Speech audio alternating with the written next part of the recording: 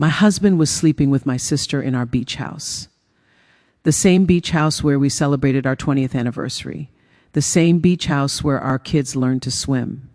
The same beach house that my cheating bastard of a husband thought was in his name. It wasn't. And when I transferred the deed to my brother-in-law's name and watched both of their faces as they realized what I'd done, it was the sweetest revenge I've ever tasted. Where are you watching from today? Drop your location in the comments below and hit that like and subscribe button because this story has more twists than a pretzel factory. Let me tell you how a random Tuesday afternoon turned into the day I destroyed 2 marriages and rebuilt my life from the ashes. My name is Diana Foster. I'm 48 years old, and 6 months ago, I thought I had the perfect life. My husband, Richard, was a successful real estate developer. My sister, Vanessa, was my best friend, and we had 2 beautiful college-aged kids who were thriving. We lived in a gorgeous home in the suburbs, had plenty of money, took nice vacations, and from the outside, everything looked picture perfect. But here's what I've learned about perfect lives. They're usually hiding the most rotten secrets. It started with small things. Richard working late more often, Vanessa canceling our weekly sister lunch dates, Richard's phone suddenly having a passcode when it never had one before, Vanessa asking weird questions about Richard's schedule. None of it was obvious enough to scream affair, but it was enough to make my stomach hurt every time I thought about it. I'm not a naturally suspicious person. I've always been the trusting type, sometimes too trusting according to my mother.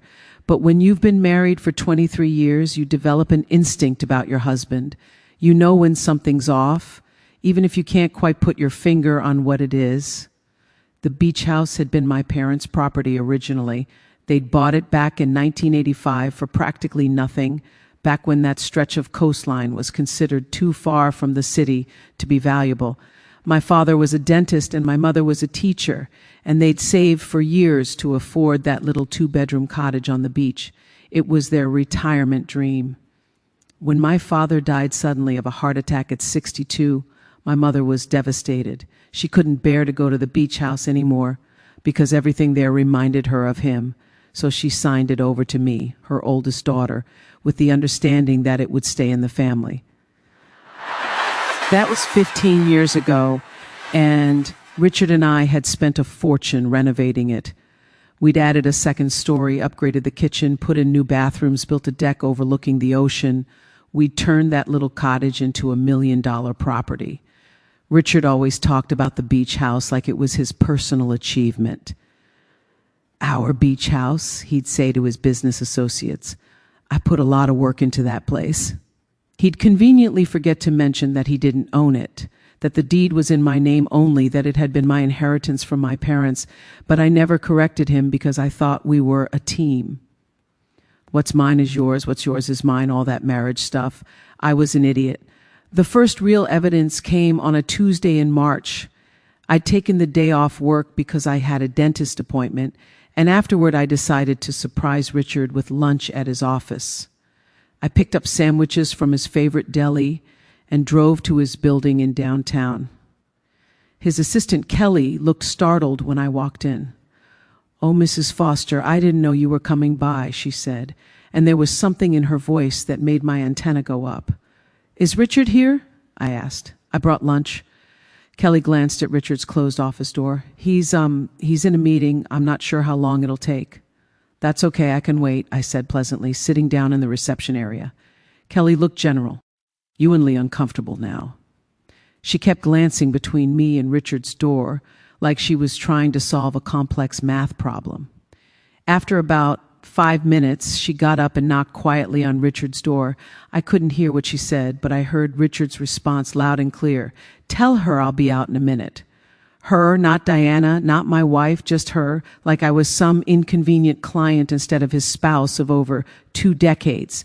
10 minutes passed, then 15. I sat there with the sandwiches getting cold, watching Kelly avoid eye contact with me and feeling my suspicions crystallize into something harder and uglier. When Richard's door finally opened, my sister Vanessa walked out first.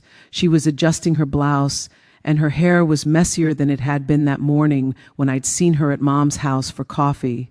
Our eyes met and Vanessa froze. Her face went through about 5 different expressions in 2 seconds: surprise, guilt, fear, defiance, and finally a forced brightness that looked absolutely manic. "Diana, what are you doing here?" "I could ask you the same question," I said calmly. Richard appeared behind her, his tie slightly loosened. He didn't look guilty, just annoyed, like I'd interrupted something important. "Hey, babe, sorry. We were going over some documents for Vanessa's house refinance. You know how complicated that stuff can be." Vanessa was refinancing her house. That part was actually true. She and her husband Derek had mentioned it a few weeks ago at Sunday dinner. But there was absolutely no reason she needed to be in Richard's office with the door closed for over half an hour to discuss it. Richard's company did commercial real estate development, not residential mortgages. "I brought lunch," I said, holding up the bag, "but I can see you're busy." "We just finished, actually," Vanessa said quickly. "I should get going anyway. Derek's expecting me home." She grabbed her purse and practically ran out of the office, not even saying goodbye. Richard walked over and kissed my cheek like nothing was wrong. "Thanks for lunch, that's really sweet. Want to eat in my office?" We ate lunch together, and Richard chatted about his current projects and asked about my dentist appointment and acted completely normal. But I wasn't buying it, not anymore. The way Vanessa had run out of there, the way Kelly had been so uncomfortable, the way Richard's tie was loosened in the middle of the day when he was always meticulous about his appearance. Something was very wrong. After lunch, I went home and did something I'd never done before. I went through Richard's credit card statements. We had separate accounts and one joint account for household expenses, and I'd always respected his privacy, but privacy is a privilege that disappears when you give your wife reason not to trust you. What I found made my hands shake. Charges at restaurants I'd never been to on nights when Richard said he was working late, hotel rooms in the city when we lived 30 minutes away, charges at a jewelry store where I'd never received any gifts, and most damning, regular charges at a florist. Richard had never bought me flowers in our entire marriage. He said they were a waste of money because they just died anyway. But apparently someone was getting flowers and getting them often. I took pictures of everything. Then I started looking at his phone records, which I could access through our family plan account. There was one number that appeared constantly. Multiple calls per day, texts at all hours. I didn't recognize the number, but I had a sick feeling I knew who it belonged to. I called it from my phone, blocking my number first. Vanessa answered on the second ring. "Hello?" Her voice was cautious, probably because she didn't recognize the blocked number. I hung up without saying anything. My baby sister, the person I'd protected my entire childhood from bullies and mean girls and heartbreak, the person who'd been my maid of honor at my wedding, the person who'd held my hand when I had both my babies. That person was sleeping with my husband. I wanted to scream. I wanted to cry. I wanted to drive to her house and drag her out by her hair and make her explain how she could do this to me. But I didn't do any of those things. Instead, I got very, very calm, and I started planning. The first thing I did was call my lawyer. Not our family lawyer, the one who'd handled our wills and our real estate transactions. I called Patricia Morrison, a divorce attorney who'd been recommended to me years ago by a friend who'd gone through a nasty split. Patricia had a reputation for being ruthless and brilliant. "I need a consultation," I told her, "and I need it to be completely confidential. My husband cannot know I'm talking to an attorney." We met the next day at her office. I brought all the evidence I'd gathered, the credit card statements, the phone records, everything. Patricia looked through it all with the detached efficiency of someone who'd seen this same story 1,000 times. "How long do you think it's been going on?" she asked. "I don't know, months, maybe longer. Do you want to save the marriage?" I thought about it. Did I? Could I forgive Richard for this? Could I forgive Vanessa? Could we go to counseling and work through it and come out stronger on the other side like those couples in magazine articles? "No," I said. "I want to destroy him." Patricia smiled. It wasn't a nice smile. "Then let's talk about assets." We spent 2 hours going through everything Richard and I owned: the house, the cars, the investment accounts, the retirement funds, his business, and the beach house. "This is entirely in your name?" Patricia asked, looking at the deed I'd brought. Yes, it was my inheritance from my parents. Richard's never been on the deed. Has he contributed to it financially? Renovations, taxes, maintenance? Yes, but from our joint account, which I also contributed to. Patricia made notes. And what's it worth now? The last appraisal was $1.2 million. She looked up sharply. That's a significant asset. In a divorce, he could argue that he has a claim to it based on the improvements he funded, even if his name isn't on the deed. Can he take it? Not take it, but he could potentially be entitled to compensation for the value he added. It would depend on how the judge interprets the situation. Inheritance is usually separate property, but when you commingle funds and make improvements, it gets complicated. I felt sick. The beach house was the last piece of my parents I had left. My father had died 15 years ago, and my mother had passed away from cancer 3 years ago. That house held every good memory of my childhood, every family vacation, every important moment. Richard knew how much it meant to me, and now he might be able to touch it, to claim part of it, because I'd been stupid enough to let him help renovate it. There has to be a way to protect it, I said desperately. Patricia thought for a moment. There might be, but you'd have to be very strategic about timing and documentation. And Diana, I have to ask, how far are you willing to go? As far as it takes. Over the next week, I became a different person. On the surface, I was the same Diana. I cooked dinner. I went to work at my job as a hospital administrator. I texted with my kids at college. I smiled at Richard when he came home late. But underneath, I was documenting everything. I installed a tracking app on Richard's phone when he was in the shower. I hired a private investigator to follow him and Vanessa. I made copies of every financial document I could find, and I waited for the right moment. The investigator's report came back 2 weeks later. Richard and Vanessa had been having an affair for 8 months.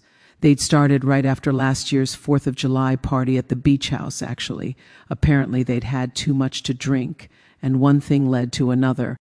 And then they just kept going. They met at hotels mostly, but sometimes at Richard's office, after hours, and occasionally at Vanessa's house when her husband Derek was traveling for work. Derek was a sales manager who spent about a week out of every month on the road. Poor Derek. He had no idea his wife was betraying him. The investigator had photos, so many photos. Richard and Vanessa holding hands walking into a hotel. Richard and Vanessa kissing in his car. Richard and Vanessa at a restaurant, sitting on the same side of the booth like teenagers. In some of the photos, Richard was wearing the watch I'd given him for our 20th anniversary. Vanessa was wearing a necklace I recognized from Richard's mysterious jewelry store charges. Looking at those photos hurt worse than anything I'd ever experienced. Worse than childbirth. Worse than losing my parents. Worse than any physical pain. This was my husband and my sister, 2 people I loved more than almost anyone in the world, and they'd been lying to my face for 8 months. I cried in my car in the parking garage at work where nobody could see me. I cried in the shower where Richard couldn't hear me. I cried into my pillow at night when he was asleep next to me, this stranger who I'd shared a bed with for over 2 decades. But I didn't confront them, not yet. I had a plan, and confronting them too soon would ruin everything. The plan required perfect timing and one very important conversation. I called Derek, Vanessa's husband, and asked if we could meet for coffee, just the 2 of us without our spouses. That's kind of weird, Diana, Derek said, laughing. Are you breaking up with me? I need to talk to you about something important, something about Richard and Vanessa. The laughter stopped. What about them? Not on the phone. Can you meet me tomorrow? There's a coffee shop near your office. We met the next afternoon. Derek looked nervous, like he already knew what I was going to say, but didn't want to hear it. I ordered us both coffee, and we sat in a corner booth far from other customers. Derek, I'm going to show you something, and it's going to hurt. I'm sorry. I pulled out my phone and showed him the photos, all of them. I watched his face as he scrolled through them, watched the color drain from his cheeks, watched his jaw clench tighter and tighter. When he finished, he set the phone down very carefully, like he was afraid he might throw it. How long have you known? He asked quietly. 2 weeks. I've suspected for longer. Why are you showing me this? Because you deserve to know the truth, and because I have a plan and I need your help. Derek looked at me with red-rimmed eyes. What kind of plan? Rage. I want to be there when they walk in. So do I. We spent the next hour planning every detail. I'd already prepared the paperwork to transfer the beach house deed to Derek's name. I had a notary standing by to make it official. We'd file it with the county on Friday, which meant by Saturday morning Derek would legally own the property. Richard and Vanessa would have no idea. On Friday morning, I went to the county recorder's office with Derek and officially transferred ownership of my beach house to him. The clerk processing the paperwork looked at us curiously, probably wondering why a woman would give away $1 million property to her brother-in-law, but she didn't ask questions. She just stamped the documents and filed them. It was done. My parents' house, my inheritance, the place that held all my best memories, was now legally owned by Derek Morrison. I felt sick doing it, even though I trusted Derek to give it back later. That house was the last piece of my father I had left, but this was the only way to protect it from Richard. That evening I packed a bag and kissed Richard goodbye. "Have a good conference," he said, barely looking up from his laptop. "Don't work too hard." "I won't. I'll see you Sunday night." I drove to the airport and checked in for my flight to Chicago, going all the way through security. Then I doubled back, left through a different exit, and drove to the beach house. It took 3 hours. I arrived around 11 at night. Derek was already there, waiting in his car down the street. We met at the front door, and I let us both in with my key. The house was dark and quiet, exactly the way I'd left it the last time Richard and I had been there together about a month ago. We'd had a nice weekend. Or so I thought. We'd cooked dinner together, watched the sunset, made love in the master bedroom. I'd felt so happy that weekend, so secure in my marriage. I'd had no idea Richard was probably thinking about Vanessa the whole time. Derek and I didn't turn on many lights. We didn't want to alert the neighbors that anyone was there. We sat in the dark living room and waited. "Thank you for this," Derek said after a while, "for telling me. A lot of people would have just handled their own situation and left me in the dark." "You didn't deserve that," I said. "You're a good man. Vanessa's an idiot for cheating on you. Richard's an idiot for cheating on you." We sat in silence after that. What else was there to say? We were two people who'd been betrayed by the people we trusted most. We were two people whose lives were about to explode. We were two people who decided to take control of the explosion instead of letting it destroy us. Around 2 a.m, we both tried to sleep. Derek took the couch and I took the guest bedroom. I couldn't sleep, though. I just lay there staring at the ceiling, listening to the ocean outside, thinking about how many times I'd slept in this house feeling safe and loved. That feeling was gone now. Everything was gone. When morning came, we were both exhausted and wired at the same time. We made coffee and waited. According to the text I'd intercepted, Richard and Vanessa were planning to arrive around noon. They thought they'd have the whole weekend together. They'd probably planned romantic walks on the beach, cooking meals together, pretending they were a real couple instead of two cheaters stealing moments in someone else's house. At 11:45, Derek and I positioned ourselves. Derek stood near the kitchen where he could see the front door. I stood at the top of the stairs where I could see everything. My heart was pounding so hard, I thought it might break through my chest. At 12:03, I heard a car pull into the driveway, doors slamming, Richard's voice saying something I couldn't quite hear, Vanessa's laugh in response, the sound of keys in the lock. The front door opened and Richard walked in first, carrying 2 bags of groceries. Vanessa followed behind him with an overnight bag, still laughing at whatever joke he'd made. They were so comfortable with each other, so casual, like they'd done this 100 times before. Richard set the groceries on the kitchen counter. "I'm thinking we grill steaks tonight," he said. "Open that bottle of wine from Napa, watch the sunset." "Perfect," Vanessa purred, wrapping her arms around him from behind. "I love when you cook for me." That's when Derek stepped out from behind the kitchen door. "What about when I cook for you, Vanessa? You used to love that too." Vanessa screamed and jumped back. Richard spun around, his face going from confused to horrified in about 2 seconds. "Derek, what the hell are you doing here?" "I own this house," Derek said calmly. "I thought I'd check on my property." Richard laughed, but it sounded forced. "You don't own this house. This is Diana's house. What kind of game are you playing?" "No game. The deed was transferred to my name yesterday. It's all legal and official." "Diana?" That was my cue. I walked down the stairs slowly. Watching their faces as they realized I was there, Vanessa actually stumbled backward and sat down hard on the couch. Richard's mouth opened and closed like a fish. "Hi, honey," I said pleasantly. "How was the drive?"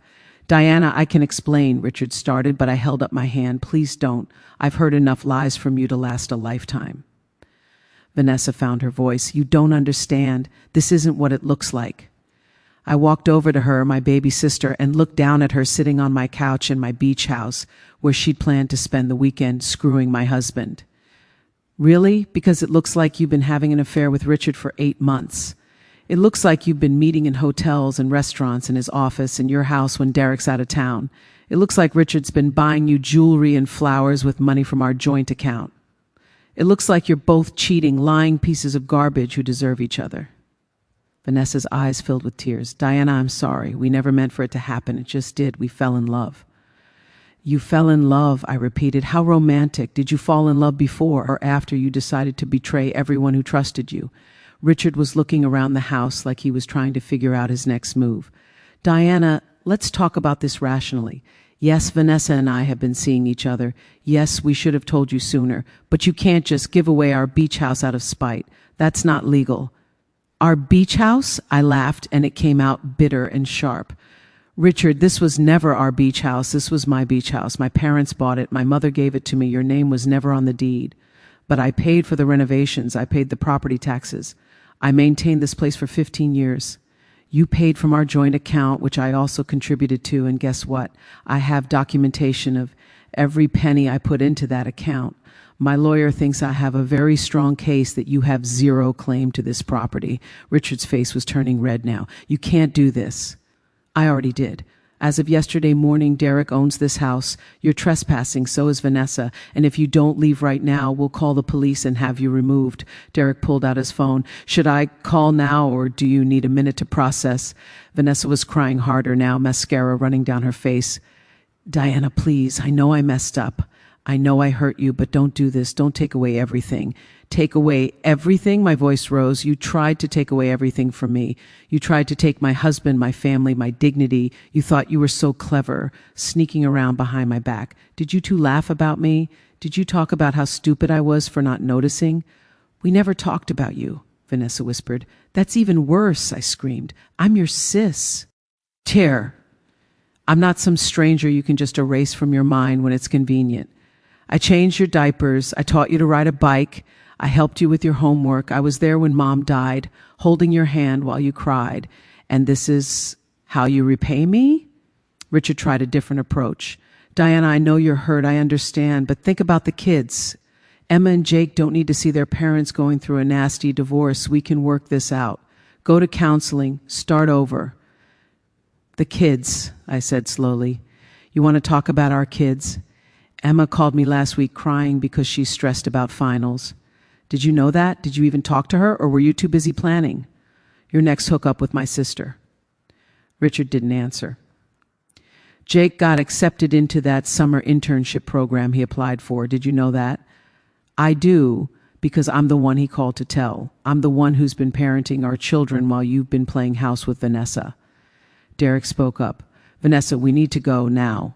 Vanessa looked at him desperately. "Derek, can we talk about this, just you and me?" "No, there's nothing to talk about. I want a divorce. My lawyer will be contacting you Monday morning." "But where will I go? The house is in both our names, but I can't afford to stay there without your income." Derek smiled coldly. "That sounds like a you problem."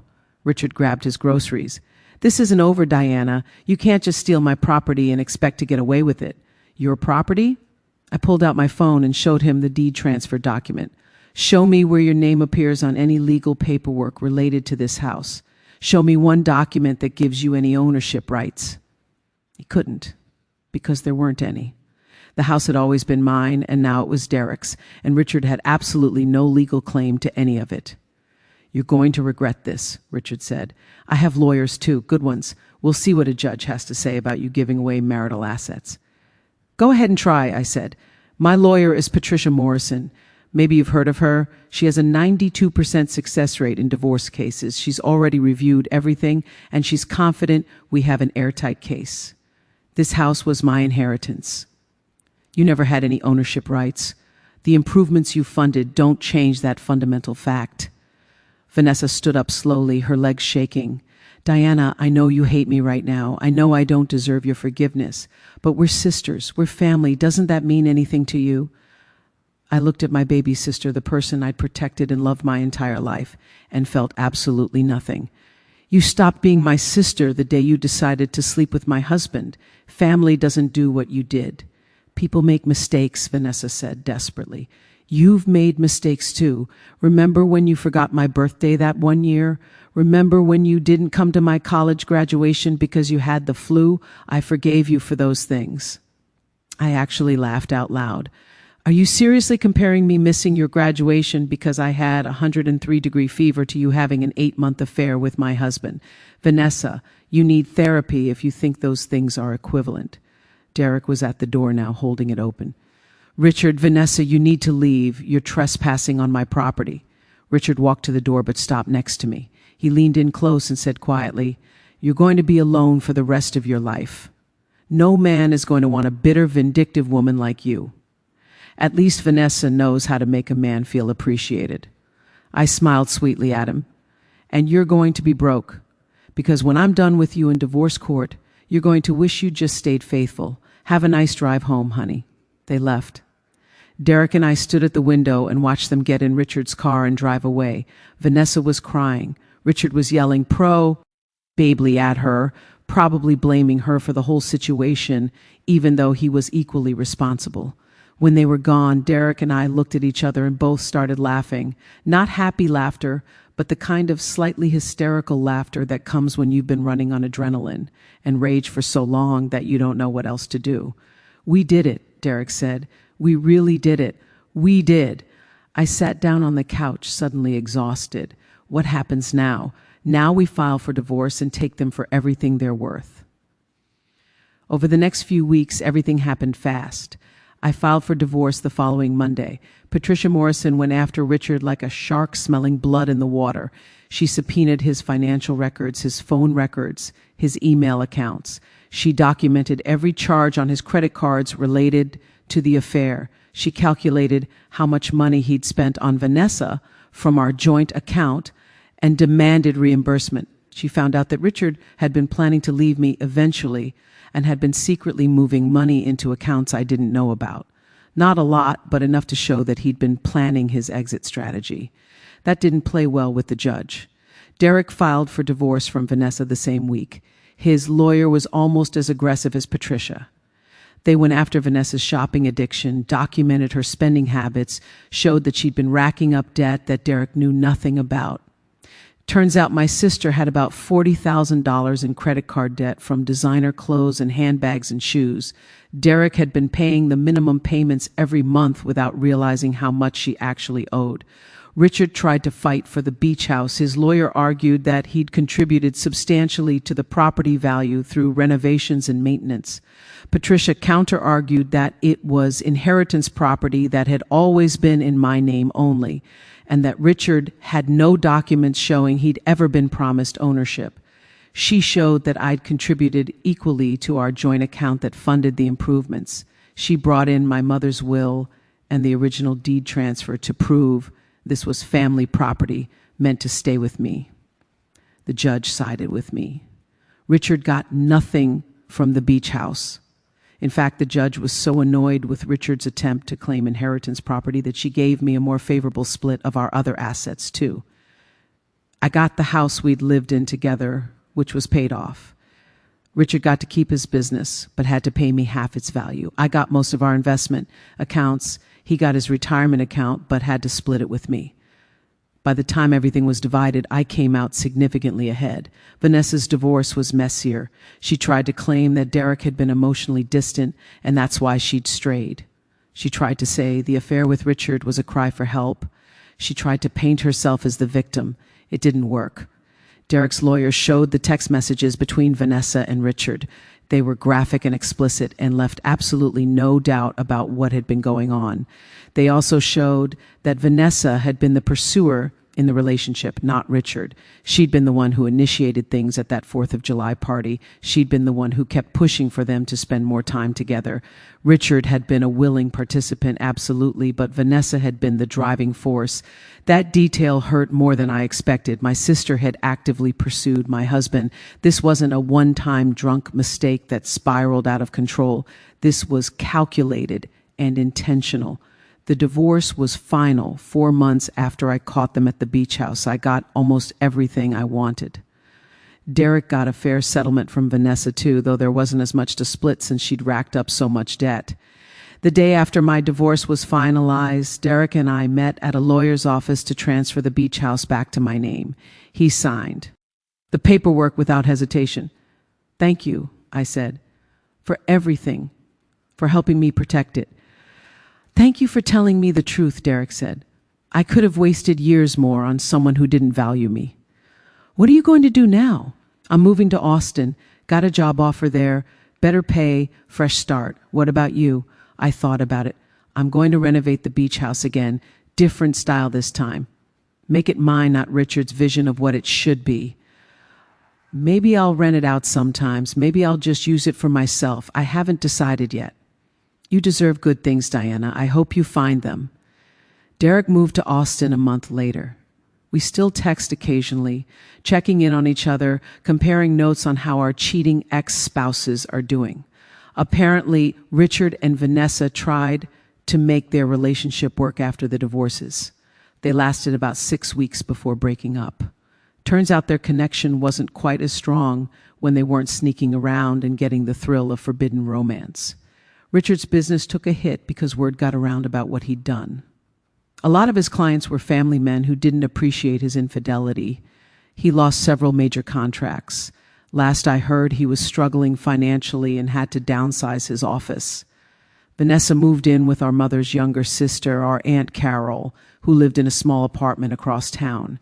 Aunt Carol was not sympathetic to Vanessa's situation. She'd loved me and had been furious when she found out what Vanessa had done. She let Vanessa stay there but made her pay rent and follow strict rules. No overnight guests, no drinking, no drama. Vanessa had gone from a comfortable house with a husband who adored her to living like a college student in her aunt's spare bedroom at 45 years old. My kids took the divorce hard, but not as hard as I'd feared. Emma, my daughter, was 21 and had suspected something was wrong. She'd noticed the tension between Richard and me over Christmas break. When I told her the truth about the affair, she was hurt and angry, but she directed most of her anger at Richard. "How could Dad do that?" she'd cried. "And with Aunt Vanessa, that's so disgusting." Jake, my son, was 19 and more stoic about it. He didn't want to talk about the details. He just wanted to know if I was okay and whether we'd still have family holidays together. "Holidays will be different," I told him honestly, "but we'll figure it out. It'll be you, me, and Emma. We're still a family." Both kids refused to see Richard for several months after they found out. He kept calling them, texting them, trying to explain his side of things. But there was no side of things that justified what he'd done, and they knew it.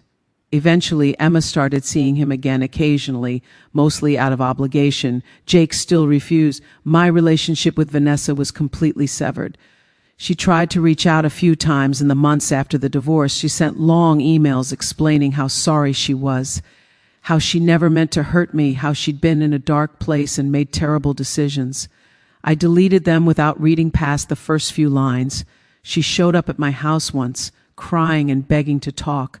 I told her through the Ring doorbell camera to leave, or I'd call the police. She left. Our extended family was divided. Some people thought I should forgive Vanessa because she was my sister, and family is supposed to forgive. Those people got cut off from my life too. I wasn't interested in maintaining relationships with anyone who thought what Vanessa did was forgivable. Other relatives understood and supported me completely. They stopped inviting Vanessa to family events if I was going to be there. Since I was the older sister and more established in the family, that meant Vanessa ended up excluded from most things. She brought that on herself. 6 months after the divorce, I started therapy. I'd been holding everything together through sheer willpower and rage, But once the legal battles were over and the dust settled, I realized I was a mess. I couldn't sleep. I couldn't trust anyone. I was angry all the time. Every time I saw a happy couple, I felt bitter. Every time someone mentioned their sister, I felt a knife twist in my gut. Dr. Sarah Brennan was a psychologist who specialized in trauma and betrayal. Our first session, she asked me what I wanted to get out of therapy. I want to stop feeling like this, I said. Like what? Like I'm poisoned, like they put something toxic in me and I can't get it out. We worked on it. It wasn't fast and it wasn't easy. Some days I felt better and some days I felt worse. But slowly, gradually, I started to heal. I learned that Richard's betrayal wasn't about me being inadequate. It was about him being selfish and weak. I learned that Vanessa's betrayal wasn't about me being a bad sister. It was about her being jealous and broken. I learned that I could rebuild my life without either of them in it. A year after the divorce, I went to the beach house for the first time since that confrontation day. I'd been avoiding it because it held so many memories, both good and bad. But it was mine now, truly mine, and I needed to reclaim it. I hired a designer to help me redo the entire interior. We ripped out the kitchen Richard had designed and installed a new one with white cabinets and marble countertops. We painted over the gray walls he'd insisted on and went with soft blues and greens that reminded me of the ocean. We replaced all the furniture with pieces I chose, not compromises between his taste and mine. We hung new artwork, installed new light fixtures, bought new bedding. When it was finished, it didn't look anything like the beach house Richard had put his stamp on. It looked like my beach house. My father would have loved it. The first night I stayed there after the renovation, I sat on the new deck with a glass of wine and watched the sunset. The ocean was calm. The sky was pink and orange, and for the first time in over a year, I felt peace. My phone rang. It was Emma. "Hey, Mom, how's the beach house?" "It's perfect, honey. You and Jake should come down next weekend. I want to show you what I did with the place." "We'd love that. Mom, I'm proud of you for everything, for standing up for yourself, for not letting Dad take what was yours." "Thank you, baby. That means a lot." After we hung up, I sat there thinking about what Emma had said. She was proud of me. And honestly, I was proud of myself too. I'd been betrayed by the two people I trusted most in the world. And instead of falling apart, I'd fought back. I'd protected what was mine. I'd refused to be a victim. I'd rebuilt my life on my own terms. 2 years after the divorce, I started dating again. Nothing serious at first, just coffee dates and dinner with men I met through friends or online. It was awkward and uncomfortable because I didn't trust easily anymore. Every time a date was late, I wondered if he was lying about where he'd been. Every time a man mentioned a female friend, I wondered if there was more to it. Dr. Brennan and I worked through those trust issues. She reminded me that not everyone was like Richard, that most people were honest and decent, that I deserved to be open to love again, even if it was scary. I met James at a hospital fundraiser. He was an orthopedic surgeon, recently widowed, with 3 grown kids of his own. We started talking at the cocktail hour and ended up talking for 3 hours straight. He was kind and funny and genuine. When he asked for my number, I gave it to him, even though my instinct was to run away. We dated for 6 months before I introduced him to my kids. Emma and Jake were cautious at first, protective of me, skeptical of any man who wanted to date their mother. But James won them over by being patient and respectful and never trying to replace Richard. He was just himself, and that was enough. A year into our relationship, James proposed. We were at the beach house, sitting on the deck watching the sunset, and he pulled out a ring and asked if I'd marry him. I said yes. Not because I needed a man to complete me or because I was afraid of being alone. I said yes because James was a good man who loved me and treated me well, and because I'd done the work to heal enough that I could trust again. We got married in a small ceremony at the beach house. Emma and Jake were there, along with James's 3 kids, a few close friends, and some family members who'd supported me through the divorce. It was intimate and perfect, and nothing like my first wedding, which had been a big, expensive production that Richard had insisted on. This time, everything was about what James and I wanted, nobody else. Richard found out about my engagement through Emma. Apparently, he called her and lost his mind when she mentioned I was getting remarried. How can she just move on like that? He'd ranted. We were married for 23 years. Doesn't that mean anything to her?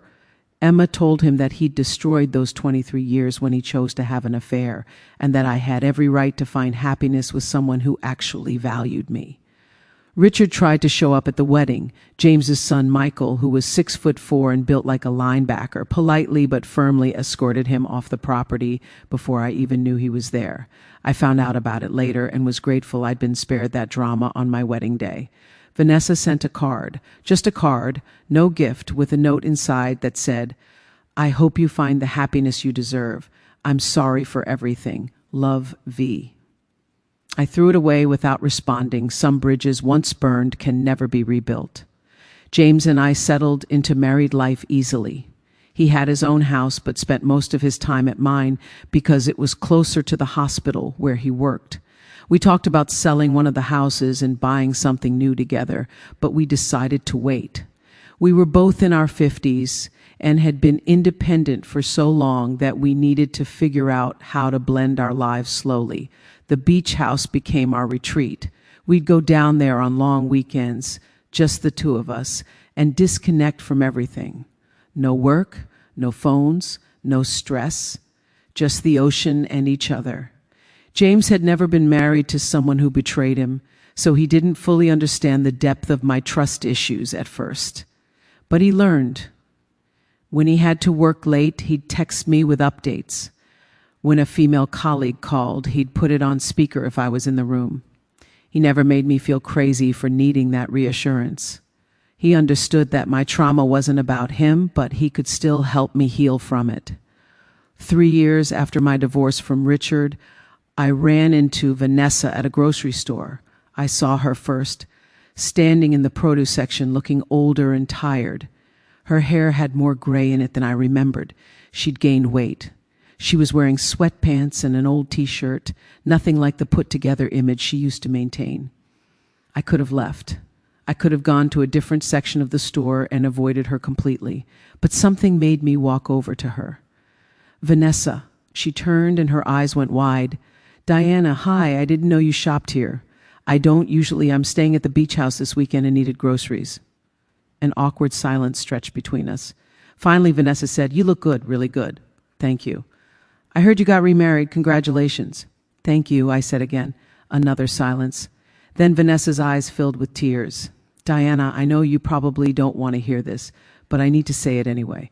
I'm sorry. I'm so sorry for what I did. There's no excuse. I was selfish and cruel, and I destroyed the most important relationship in my life. I think about it every day. I miss you every day."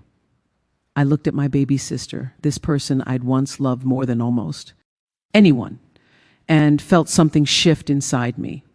Not forgiveness exactly, but maybe the beginning of letting go of the anger. "I appreciate you saying that," I said carefully. "But Vanessa, we can't go back to what we were. That's not possible." "I know. I just wanted you to know that I'm sorry and that I'm trying to be better. I've been in therapy. I'm working on myself. I got a job at a dental office as a receptionist. I'm paying off my debt. I'm trying to rebuild my life." "That's good. I'm glad you're doing better." "Are you happy?" Vanessa asked. "With your new husband?" I thought about James, about the life we'd built together, about the peace I felt when I was with him. "Yes, I'm very happy." Vanessa nodded, tears spilling down her cheeks. "Good. You deserve to be happy. I'm sorry I almost destroyed that for you." I stood there for another moment, then said, "I have to go. Take care of yourself, Vanessa." "You too, Diana." I walked away and didn't look back. In the car, I called Dr. Brennan and told her what happened. "How do you feel?" she asked. "I feel okay," I said, surprised to realize it was true. "I don't hate her anymore. I don't forgive her either, but I don't hate her. Is that progress?" "That's absolutely progress. Hate requires energy and emotion. Indifference means you've moved on." And I had moved on. I had a good marriage, a beautiful home, a beach house I loved, 2 kids who'd grown into wonderful adults, and a life that was mine on my own terms. Richard hadn't destroyed me. Vanessa hadn't destroyed me. They'd tried, but I'd survived and thrived despite them.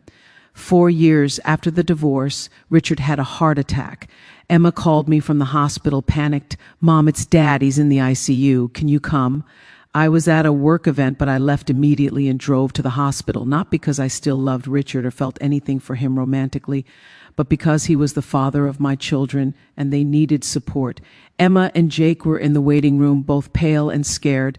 I hugged them and sat with them while we waited for news from the doctors. Richard survived.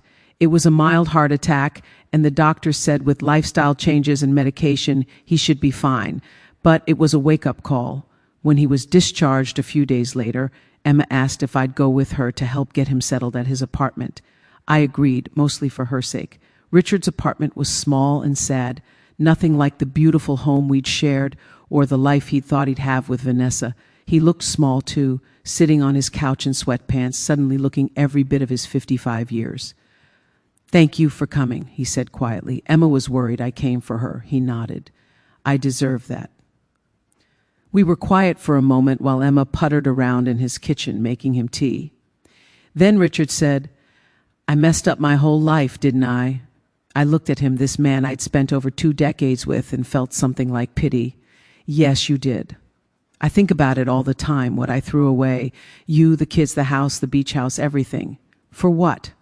An affair that lasted 6 weeks after the divorce? Richard, I can't do this with you. I can't be your therapist or your confessor. I moved on. You need to move on too. I know. I just wanted you to know that I regret it. All of it. You were a good wife. Better than I deserved." Yes, I was. There was no point in false modesty. I had been a good wife. I'd been faithful and supportive and loving for 23 years. His affair wasn't about my failings. It was about his. Emma came back with the tea, and we stayed for another hour, making sure Richard had everything he needed.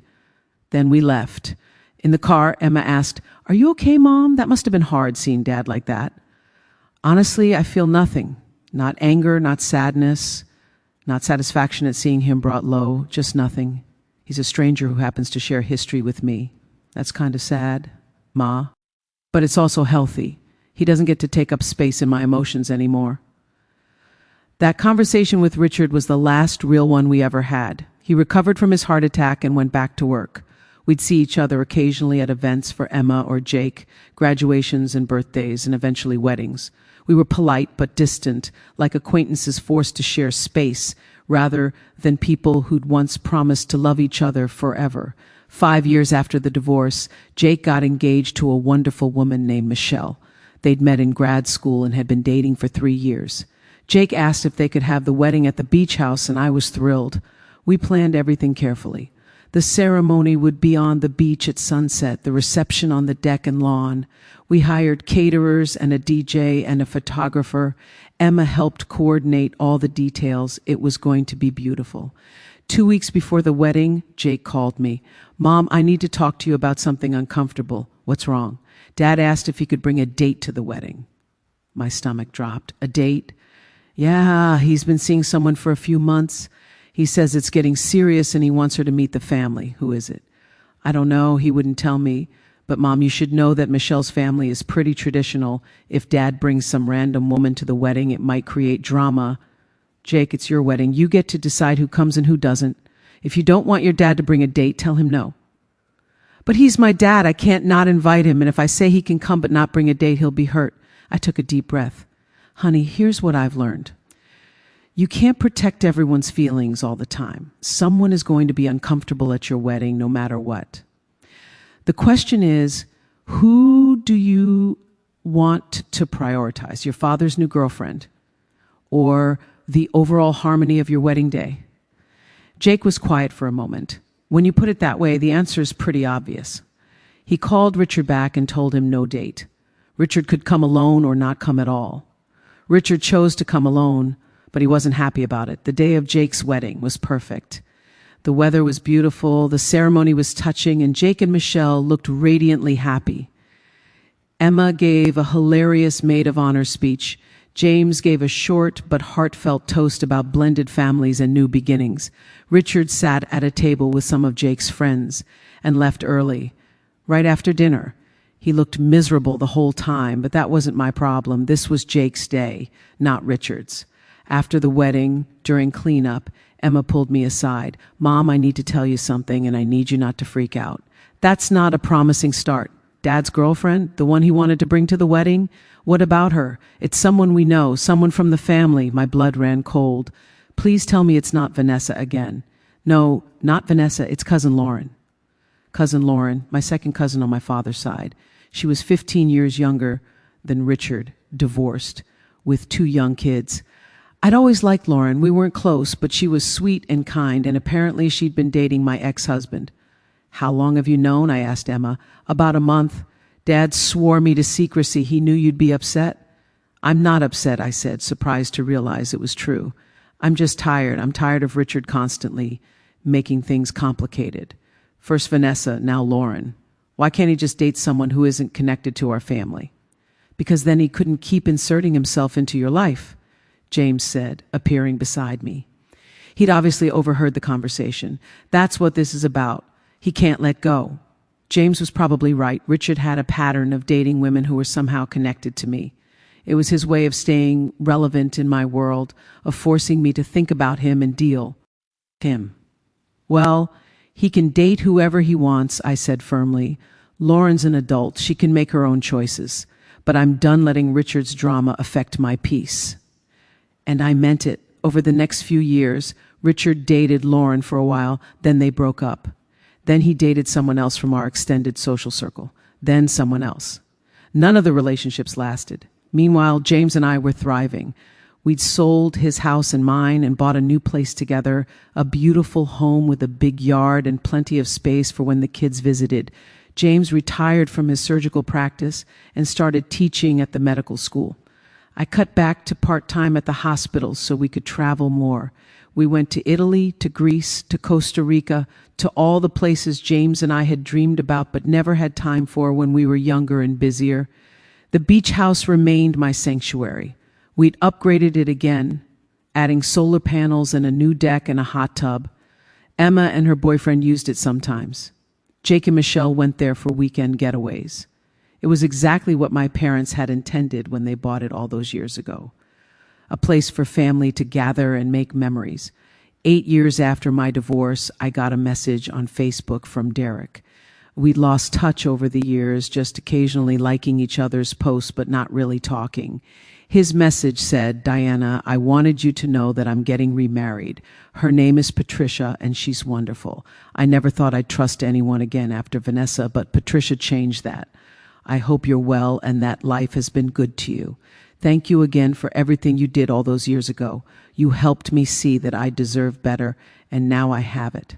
I wrote back immediately, congratulating him and telling him about James and how my life had turned out. It felt good to know that we'd both found happiness after everything we'd been through. Derek and I had helped each other during the worst time of our lives, and now we were both thriving. That's the kind of friendship that means something. 10 years after catching Richard and Vanessa at the beach house, I was sitting on my deck watching another sunset when my phone rang. It was a number I didn't recognize, but something made me answer. "Hello, Diana, it's Vanessa." I hadn't spoken to my sister in 7 years, not since that encounter at the grocery store. My first instinct was to hang up, but curiosity stopped me. "What do you want, Vanessa? I know you probably don't want to hear from me, but I needed to call. I'm getting married." Of all the things I expected her to say, that wasn't it. "Congratulations. His name is Tom. He's a teacher. He's kind and patient, and nothing like Richard. We've been together for 2 years. Diana, he knows everything about what I did. I told him all of it, and he chose to love me anyway." "That's good, Vanessa. I'm happy for you." And surprisingly, I meant it. Vanessa's happiness or lack thereof no longer affected me one way or the other. "I'm calling because I wanted to ask you something, and I'll completely understand if you say no. But I wanted to invite you to the wedding, not because I expect us to be sisters again or because I think you owe me anything, but because you're still my sister. And some part of me will always hope that maybe someday we can have some kind of relationship again." I thought about it. 10 years ago, the answer would have been an immediate no. 5 years ago, probably still no. But now I was secure enough in my own life that Vanessa's wedding wouldn't threaten me or hurt me. It would just be an event. When is it? Next month, June 15th. It's small, just immediate family and close friends. It's at a park near where Tom and I live. Can I bring James? Of course, I'd love to meet him. Let me think about it. I'll let you know. After we hung up, I talked to Dr. Brennan about it. I'd been seeing her less frequently over the years, just once ev. Eerie few months for maintenance, but she was still my sounding board for complicated situations. What do you want to do? She asked. Part of me wants to go because it feels like it would be closure, like I could show up and be polite and prove to myself that I've completely moved past what happened. But part of me thinks that's unnecessary. I don't owe Vanessa anything, including my presence at her wedding. You're right, you don't owe her anything. So the question is, would going benefit you in any way? I thought about it. Maybe it would be good to see that she's moved on and built a life just like I have. Maybe it would help me let go of the last little bit of anger I'm still carrying. Then go, but go for yourself, not for her. I called Vanessa back and told her James and I would attend. She cried on the phone and thanked me about 10 times. I kept the call short and didn't make any promises about rebuilding our relationship. I was going to her wedding, nothing more. The day of Vanessa's wedding, James and I drove to the park where the ceremony was being held. It was simple and sweet, with white chairs set up under a gazebo and flowers everywhere. There were maybe 40 people there. I recognized some of our extended family, people I hadn't seen in years. They looked surprised to see me but were polite. Vanessa looked beautiful. She was wearing a simple white dress and carrying a bouquet of wildflowers. She looked genuinely happy, not the fake performative happiness I'd seen during her marriage to Derek, but real joy. Tom was a pleasant-looking man in his 50s with kind eyes and an easy smile. During the ceremony, he looked at Vanessa like she was the most precious thing in the world. When the ceremony was over, Vanessa made her way through the crowd and came over to where James and I were standing. Diana, thank you so much for coming. It means everything to me. She turned to James. You must be James. I've heard wonderful things about you. Congratulations, James said warmly. You look very happy. I am. Tom is the best thing that ever happened to me. Well, besides Diana when she was born and I had a big sister to look up to. She said it with a sad smile, acknowledging everything that had been lost between us. Tom seems like a good man, I said. He is. He's helped me become a better person. I'm not the same woman I was 10 years ago, Diana. I've done a lot of work on myself. Therapy, accountability, actually facing what I did instead of making excuses. I'm glad you're doing better. We stood there awkwardly for a moment. Then Vanessa said, I don't expect us to be close again. I know I destroyed that. But maybe someday we could have coffee occasionally as two people who share history, even if we can't be sisters the way we used to be. I looked at this woman who'd caused me so much pain, who'd betrayed me in the worst possible way, and realized that she'd become a stranger to me. Not an enemy, not a beloved sister, just a stranger who happened to share my blood. Maybe, I said, someday, but not yet. I understand. Thank you for coming today. Really. James and I stayed for another hour, had some cake, made polite conversation with relatives, then left. In the car on the way home, James asked how I was feeling. I'm okay. It was weird, but okay. I'm glad I went. Do you think you'll ever have a relationship with her again? Honestly, I don't know. Part of me thinks some betrayals are just too big to recover from. But part of me thinks that life's too short to hold grudges forever. Maybe in a few years, when even more time has passed, we could be cordial. Maybe have lunch once a year or something. But we'll never be close again. That part of our relationship is dead. That's fair, James said, taking my hand. You get to decide what forgiveness looks like for you. Nobody else gets to tell you how to handle this. That evening, James and I were back at the beach house. We were having dinner on the deck, watching the sun set over the ocean, when my phone buzzed with a text from Emma. Mom, guess what? I'm pregnant. You're going to be a grandmother. I screamed and showed James the message. He laughed and hugged me, and we immediately called Emma to congratulate her and get all the details. She was 12 weeks along, due in January, terrified and excited and full of plans. After we hung up, I sat there thinking about how much my life had changed in 10 years. 10 years ago, I'd been devastated, betrayed, broken. I'd watched my marriage and my relationship with my sister implode. I'd thought my life was over. But I'd been wrong. My life wasn't over. It was just beginning a new chapter. I'd protected what mattered to me. I'd fought for myself when nobody else would. I'd refused to be a victim. And now, a decade later, I had a wonderful husband, a beautiful home, a beach house that was truly mine, kids who'd grown into incredible adults, and a grandchild on the way. Richard had nothing. He was alone, struggling financially, estranged from his kids. His affair with Vanessa had cost him everything, and he'd never really recovered.